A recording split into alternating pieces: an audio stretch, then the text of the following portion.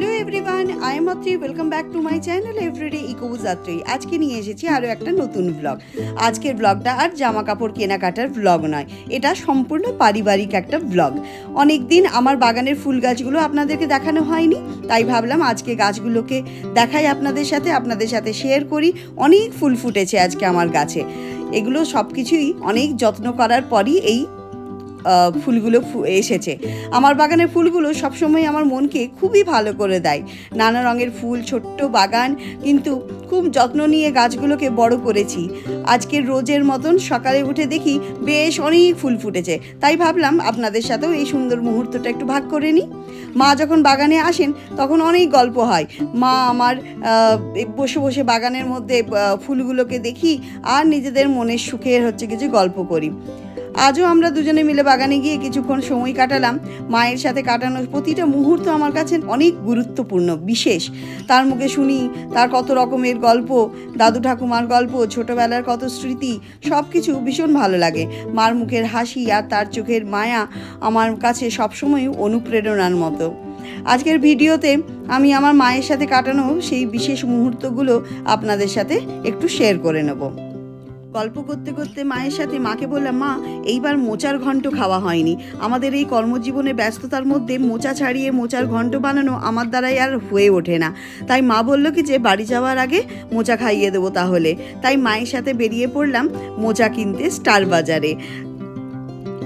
মোচার ফুলগুলো যে দেখুন কি ফ্রেশ আর কি দারুণ। সকালবেলা একদম ফ্রেশ যে সবজিপত্র স্টার বাজারে চলে আসে।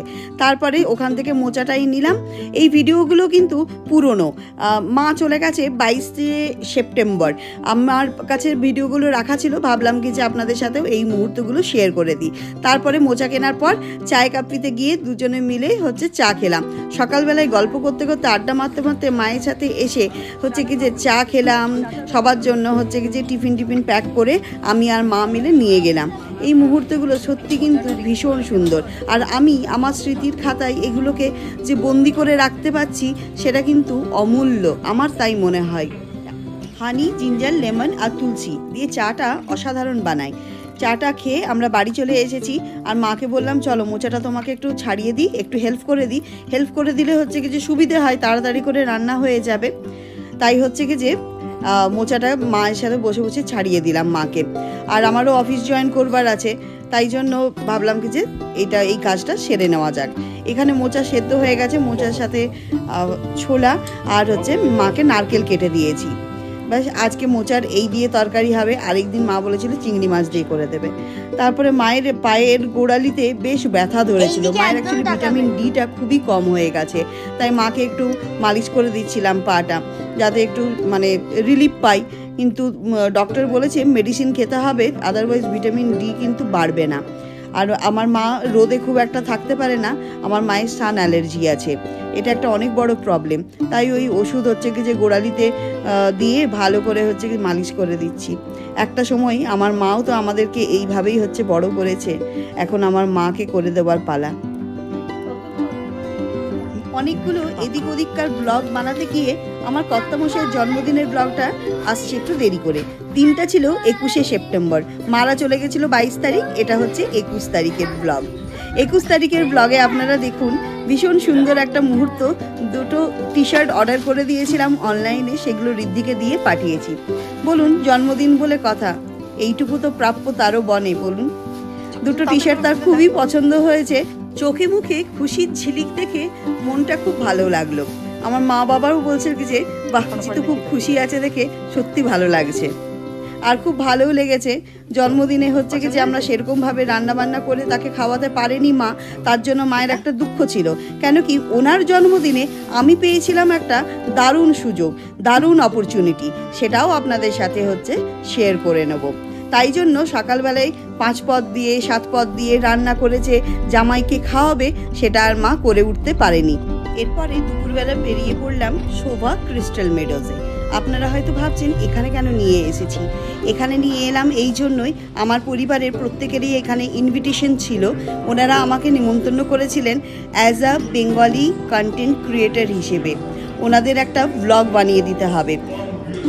শোভার ক্রিস্টাল মেডোজ নতুন লঞ্চ করছে, তো বেঙ্গলি কন্টেন্ট ক্রিয়েটার হিসেবে ওনারা আমাকে চুজ করেছিলেন। ওনারা আমার ব্লগ দেখেছিলেন, ওনাদের ভালো লেগেছে, আর সেইখান থেকে আমাকে চুজ করেছেন এবং সেই চুজ করার পর আমাকে ওনাদের প্রজেক্ট দেখান। ওনারা সমস্ত কিছু আমাকে বুঝিয়ে বলেন এবং ওনারা বলেন কি যে বাংলায় একটা সুন্দরভাবে ব্লগ বানিয়ে দিতে। তাই আমি এখানে পরিবারের সাথে সবার সাথে এসেছিলাম। তাই জন্য আমার হাজব্যান্ডের জন্মদিনের দিনকেই এই অপরচুনিটিটা আমি পেয়েছিলাম। তো আমার খুব ভালো লেগেছিল আমার মতন একটা ছোট্টখাট্ট ক্রিয়েটারকে, ইউটিউবারকে মানে এতটা গুরুত্ব দেবে, এতটা গুরুত্ব আমি পাবো ওনাদের কাছ থেকে, এটা আমি ভাবতে পারিনি। তাই আমি সত্যিকারের ভাগ্যবান যে এই ধরনের অপরচুনিটি পাওয়ার জন্য। এর ডিটেলস ভিডিও হচ্ছে ওনাদের পাঠিয়ে দিয়েছি। এটা হচ্ছে কি যে আমার কাছে আপনাদের কাছে একটু অল্প করে ছোট্ট করে দেখিয়ে দিলাম। অসংখ্য ধন্যবাদ শোভা গ্রুপকে এবং অর্পিতা, অগ্নিবীণা এবং শুভঙ্করকে, যারা আমাকে এত সুন্দর একটা সুযোগ করে দিয়েছে। এটা হচ্ছে 20 তারিখের রাত। 20 তারিখের রাতে হচ্ছে রাত 12টার সময় বাড়িতে হচ্ছে কেকের অ্যারেঞ্জমেন্ট করিনি, বলেছিলাম করব বলে, কিন্তু করতে দেয়নি আমাকে। তাই বাড়ির মধ্যেই একটা ছোট্ট লোটে চোকো পাই ছিল, সেটাই হচ্ছে কি যে এইভাবে সাজিয়ে নিয়ে এসেছি। 12টার সময় সবাই মিলে আড্ডা মারছে, আড্ডা মারতে মারতে এরপরে কেক কাটিং হবে। রিদ্ধির হাফ ইয়ারলি পরীক্ষা, এবার ওকে পড়াতে গিয়েই হচ্ছে কি যে সময়টা এমনভাবে চলে গেছিলো, অনলাইন অর্ডারও আমরা হচ্ছে কি যে করতে পারিনি। আর ওর পাপা সমানে বলে যাচ্ছে না আমি আজকে কেক কাটবো না, আমি হচ্ছে কি যে নেক্সট ডেতে যেখানে খেতে যাব সেখানে কেক কাটিং করব। তো ওই জন্য হচ্ছে কি যে রাত্রি 12টার সময় ওই লোটে চোকো পাইকে নিয়েই হচ্ছে কেক কাটিং হচ্ছে। বাড়িতে একটা ক্যান্ডেলও ছিল না, তাই হচ্ছে কি যে নর্মাল যে ক্যান্ডেলগুলো হয় সেই ক্যান্ডেল দিয়েই কেক কাটিং হয়েছে। যাই হোক, মানুষ খুশি থাকলেই হলো, এইগুলো তো কোনো ব্যাপার নয়, কি কেক ক্যান্ডেল সবই চাই। মানুষের খুশি আর ভালোবাসাটাই হচ্ছে কি যে অনেক বড় জিনিস। আর আমার মা বাবার আশীর্বাদ, তার মা বাবার আশীর্বাদ, সকলের আশীর্বাদ থাকলেই হচ্ছে কি যে যথেষ্ট। তো সবাই মিলে এখানে কেক কাটিং হলো 12টার সময়। রিদ্ধি তো পড়ে টড়ে উঠেছে। এরপরে হচ্ছে কি যে পাপার সাথে নাচ, দেখুন আমি জানি না কপিরাইট হবে কি হবে না, কিন্তু এই যে পাপার সাথে হচ্ছে কি যে নাচ করছে আর হচ্ছে লোটে চোকো পাই খাচ্ছে রাত 12টার সময়। দেখুন এই খুশির মুহূর্তগুলো আমি যে সত্যি বলছি ক্যামেরা বন্দি করে রাখতে পারছি, এর থেকে ভালো জিনিস বোধহয় আর কিছু হতে পারে না। দেখুন রিদ্ধিও ধীরে ধীরে বড় হয়ে যাচ্ছে, ওরও মনে থাকবে কি যে আমি যখন ছোট ছিলাম তখন পাপার সাথে কি পাগলামিটাই করতাম। আর পাপাও সেরকম ওকে ওর সাথ দেয়, মানে পাপাও মানে একদম ছোট বাচ্চার মতন ওর সাথ দিতে থাকে। যাই হোক, বাপ বেটিতে বেশ হচ্ছে গেছে নাচাকোদা হলো রাত 12টার সময়। এরপরে হচ্ছে কি যে ঘুমোতে গেলাম সবাই মিলে।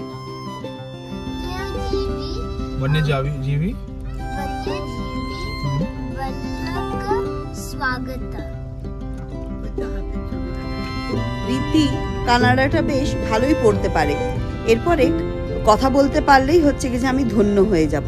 লোকাল ল্যাঙ্গুয়েজ শিখে রাখাটা খুবই দরকার। যাই হোক, এটা হচ্ছে সেই 20 তারিখেরই হচ্ছে বিকেলবেলা বাবা মাকে নিয়ে গিয়েছিলাম সিট্রাস ট্রেলে। আপনাদেরকে আগেও দেখিয়েছি সিট্রাস ট্রেলের হচ্ছে ভিডিও। তো সেই ভিডিও দেখে বাবা মা বলেছিল যে একদিন আমাদেরকেও ঘুরিয়ে নিয়ে আসবি, ব্যাঙ্গালোরের বুকে কীরকম কফি বাগান হচ্ছে কি যে দেখতে পাবো। তো কফি বাগানের জন্য আর কুর্গ যেতে হবে না, ব্যাঙ্গালোরের বুকেই আপনি কফি বাগান দেখতে পাবেন। আর ভীষণ সুন্দর হচ্ছে citrus trail kitchen and farm, ভীষণ সুন্দর। আপনারাও হচ্ছে কোনো সময় যাবেন। এটা হচ্ছে সেই রাস্তা, এটা আমরা বানেরঘাটটার একটা এক্সটেনশন পার্ট।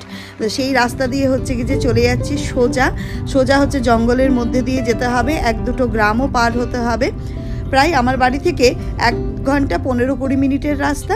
এই যে জঙ্গল রাস্তাটা পার হয়ে গেছি, এটা একটা গেট, এই গেট থেকে পার হলে একটা গ্রাম, গ্রামটা পার হলেই হচ্ছে সিট্রাস ট্রেল চলে আসবে। গ্রামের মধ্যে দেখুন গণেশ চতুর্থীর পুজোর এখনও হচ্ছে কি যে লাইট জ্বলছিল সেই সময়। এটাও হচ্ছে ওই 20 তারিখের বিকেলবেলার ভিডিও, কিন্তু আমাদের একটু অফিস করে যেতে যেতে দেরি হয়ে গেছিলো বলে একটু অন্ধকার হয়ে গেছিলো। এই দেখুন citrus trail farm and kitchen, খুব সুন্দর জায়গাটা, আপনারা গিয়ে ঘুরে আসতে পারবেন। বাবা মার একটু মনটা খারাপ হয়ে গেল, বলছিল একটু দিনের বেলায় এলে ভালো হতো, কিন্তু রাতের বেলায় বড্ড বেশি ঝিঝি পোকার ডাক আর হচ্ছে কি যে ঘুটঘুটে অন্ধকার, লাইটগুলো দেখতে ভালো লাগছিল, তাহলে কি হবে, দিনের বেলার মজাটাও কিন্তু খুব ভালো। তাই মা বাবাকে বলেছি এইবার ফটো তুলে নাও, আবার হচ্ছে নেক্সট টাইম যখন আসবে তখন দিনের বেলায় নিয়ে আসবো আর সারাটা দিন কাটিয়ে যাবে। তাই এখানে আপনাদের সাথে কতগুলো ফটো শেয়ার করে দিচ্ছি। অ্যাকচুয়ালি জন্মদিন উপলক্ষে আমাদের প্রিপারেশন নিতে আর ঋদ্ধির পরীক্ষা, তার জন্য ওকে প্রিপেয়ার করতে করতে আমাদের মানে প্ল্যানিং করতেই ভুল হয়ে গেছে, তাই জন্য দেরি হয়ে গেল। এবার ও পড়াশুনো করছে দেখে মা বাবা তো আর বলতে পারে না কি যে এখনই হচ্ছে চলো বলে, তাই একটু হয়েছিল গড়বড়। তো এটা 20 তারিখের রাত্রেবেলায়, রাতের বেলায় আমরা ওখানে চা কফি খাওয়ার পর ওখানেই ডিনারটা সেরে নিয়েছিলাম। এনাদের খাওয়া দাওয়ার টেস্ট কিন্তু অসাধারণ। আর এইখানে অনেক বাঙালি লোকজনও কাজ করে, ত্রিপুরা আগরতলা থেকে আসা মানুষগুলো এখানে বেশ হচ্ছে কি যে সার্ভিস দিচ্ছে, খুব ভালো, সবাই এখানে ভালো। আর এখানে খাবার দাবার খেয়ে দিয়ে ডিনারটা কমপ্লিট করে আর আমরা ওই জঙ্গলের রাস্তা দিয়েই হচ্ছে কি যে ফিরে যাব। তো জন্মদিনের এক ধাপ খাওয়া দাওয়া 20 তারিখ থেকেই মোটামুটি শুরু হয়ে গিয়েছিল। এই ট্রিটটা আমার তরফ থেকে ছিল। আমার হাজবেন্ডের জন্মদিনে, কর্তামশাইয়ের জন্মদিনে আমি ওনাকে হচ্ছে কি যে খাওয়াতে নিয়ে এসেছিলাম, শুধু বলেছিলাম গাড়িটা চালিয়ে নিয়ে যাবে, ব্যাস এইটুকুনি। তো পরিবারের সাথে সন্ধেবেলায় সবাই মিলে খুব আনন্দ করলাম, দারুণ দারুণ সব খাবার খেলাম, মা বাবাও খুব খুশি হলো।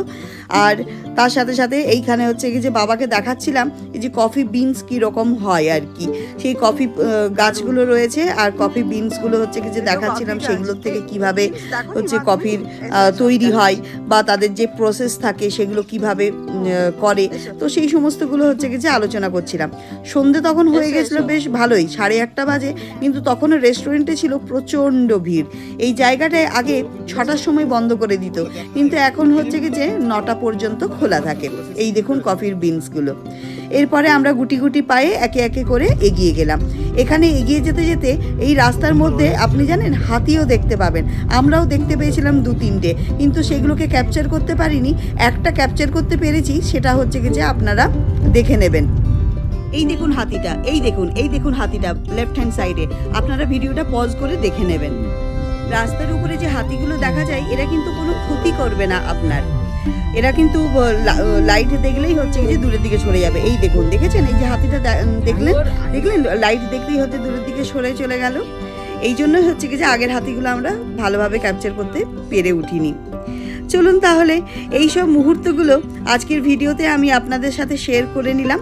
জীবনের ছোট ছোট মুহূর্তগুলোই আমাদের সবচেয়ে বড় সুখ এনে দেয়, শান্তি এনে দেয়।